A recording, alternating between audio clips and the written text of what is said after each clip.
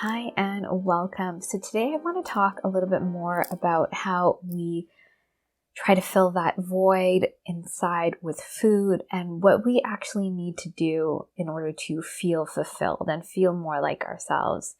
And so if you're new here, welcome. My name is Michelle. I'm a certified holistic nutritionist and emotional eating guide. And I wanted to talk a little bit more about this void that we end up trying to fill with food, and we're trying to use food as the substitute. And this is sort of the main thing with emotional eating.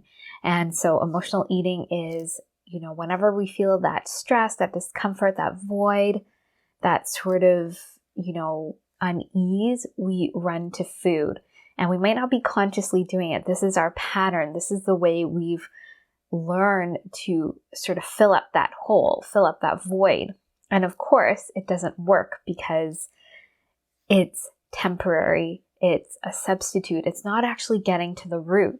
And a lot of the times in our society, we don't know how to get to the root. We don't know what's really going on with emotional eating, because a lot of the times the solutions that are told to us, and I've talked about this before, are more behavioral changes, that we need to change something about what we're doing.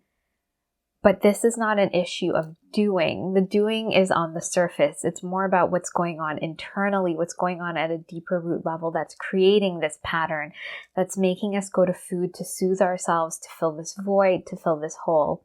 And so today I want to share with you, a little bit more about this journey and how we can actually get to those roots. Because this was my journey as well when I was emotionally eating, when I was trying diet after diet, when I was trying to make sure my body looked a certain way. I was trying to feel good. I was trying to be me. I was trying to not feel badly about myself. I was trying to not have these emotions, and I didn't know what was going on. I didn't learn what was really going on for me. And sort of the sad thing about our society is that we're just told to ignore our emotions. We're not taught how to be with them.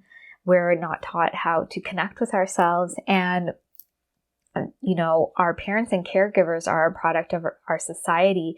And so we're constantly being sold these Band-Aid solutions, these sort of magic bullets, and there's no real pathway to connect in. And so when I was on this journey, I had to really start connecting these pieces. And looking back, it was a really long journey of connecting these different aspects and figuring out what worked to resolve this pattern. Because when I really think about what I wanted was just to feel good. I wanted to feel at ease. I wanted to feel free. I didn't want to have these obsessive thoughts. I didn't want to feel awful about my body. I didn't want to be constantly thinking about food and be in this hamster wheel and trying different diets. I didn't want to do that anymore. I wanted something that I could sustain, that could become part of my life, that then I could focus on the things I really wanted to focus on, not constantly obsessing about food and my body and questioning myself. And through this, I learned how to put all these pieces together. And I started, obviously using these pieces on myself, but on clients. And this is what became the foundation of the Emotional Eating Evolution program. And so this program is holistic, and it's important because when we're trying to connect back to ourselves, we're not just our thoughts and our emotions and what we eat and all of these things. We are holistic. We're every aspect. And we need to look at key areas to really help us connect back to ourselves and to really dissolve this pattern. So, each one of us is going to be a bit unique. We're going to have different elements of this pattern. But what I've found is that we're all sort of similar when we have this pattern. We're all disconnected in a way from food. We're disconnected from our body. We're disconnected from our emotions. Our relationship to those areas, they're not connected. They're not healthy. And so we need to relearn a new way. We need to resolve old ways of doing things that don't work. And we really need to get to the roots of this pattern. And so what I found working with clients are three main areas, what I would call the three main roots. And we need to sort of work with them we can work with them together at the same time when they come up, but I sort of start with the most outermost root, which is with true nourishment and strategic digestion.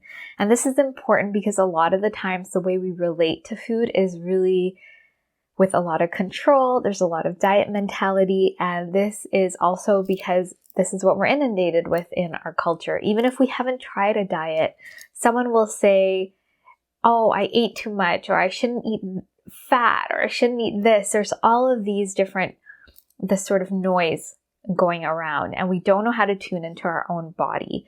And so we really need to have guidance in this area. And guidance is important because when we have guidance and sort of a structure, we experiment with it. So it's not that you have a structure and this is for sure for you.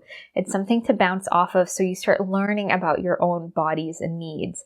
And so with true nourishment, we're moving away from that diet mentality, and we're looking at what your body needs to nourish itself, discerning true from emotional hunger, and really strengthening the body and the nervous system, because this is important as we get into other areas. So we not only want to feel good around food, but also understand how it nourishes us and strengthens our nervous system, how our digestion is so key and important to us. So there are different elements that are needed here. And this will help us sort of get to that one root of how we create binging and emotional eating. The second area that's really powerful is all around body acceptance. Again, in our society, we feel like we should only eat this amount of calories, or we should only have this amount of sleep, and we should, be going. And there are all of these sort of beliefs put on us, but we need to tune into our own body, especially if you're a woman. We have different energy levels throughout the month if we're menstruating.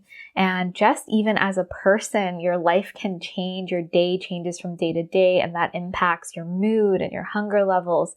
And we need to sort of understand our bodies more holistically so that we're not punishing ourselves.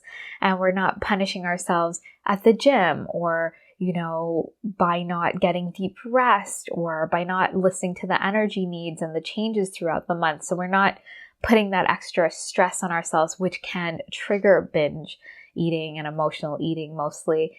And so we're really looking at this area. It's important. This is a root. And when we resolve this area, we're going to also alleviate those triggers that create emotional eating. And the third main sort of root that I work with, that I find is the most powerful, is the emotional wellness piece. But we need to have the other pieces in play as well. If we just do the emotional wellness piece without doing the other pieces, we need that support. So in the emotional wellness piece, because the emotional eating pattern is all about, sort of using food to soothe ourselves when these uncomfortable emotions come up, or this sort of discomfort, here we're directly working with those emotions that are triggered. And we're getting to the root of them, we're resolving them, processing them, integrating them, and clearing the way so we can move forward in the way that we want to.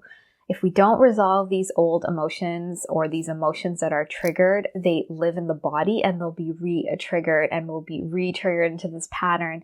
And we actually, make this pattern stronger. So once we resolve those emotions, we sort of clear it out and start from a more fresh slate. And so we can move forward more powerfully and create, the way we want to be with our emotions, and actually truly meet our needs. Because using food to soothe is not meeting our needs. We have to dig deeper and really connect with ourselves to see what our true needs are. And so that's going to be really individual for you. Every person, it's going to be a little bit different what that sort of root is, that emotional root, and what you specifically need.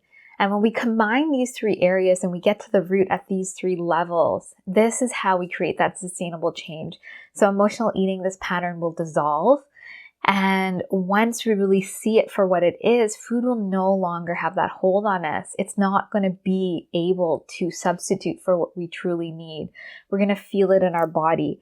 And, will be able to discern that difference, because for so long, food has been the only thing helping us feel okay. When we realize there's something so much more powerful, when we meet our true needs, food will just be this poor substitute. Of course, food is important for nourishment and nourishing our bodies, but we won't have that deep attachment to it, like that addictive attachment that we've had. So this is how we really start filling that void and filling that hole and that yearning that we have inside that we've been trying to put food into and sort of cover up. Because food is really great at, giving us a change of state, shifting our mood, but it's temporary and it's not getting to the root. It's not meeting the true need. It's just sort of a distraction. So I hope this video has given you some insight on why, we need to go deeper and how to really look at these 3 main roots. There are additional roots that I go into the Emotional Eating Evolution program. But for now, those are the 3 areas that I'd like you to focus on. And so if what I'm saying to you is resonating, please let me know. And if you'd like to find out more about the Emotional Eating Evolution program, you can find out more. I'll post a link below. And please be sure to like and subscribe if you haven't. And I look forward to sharing more with you, and I hope you have a great day.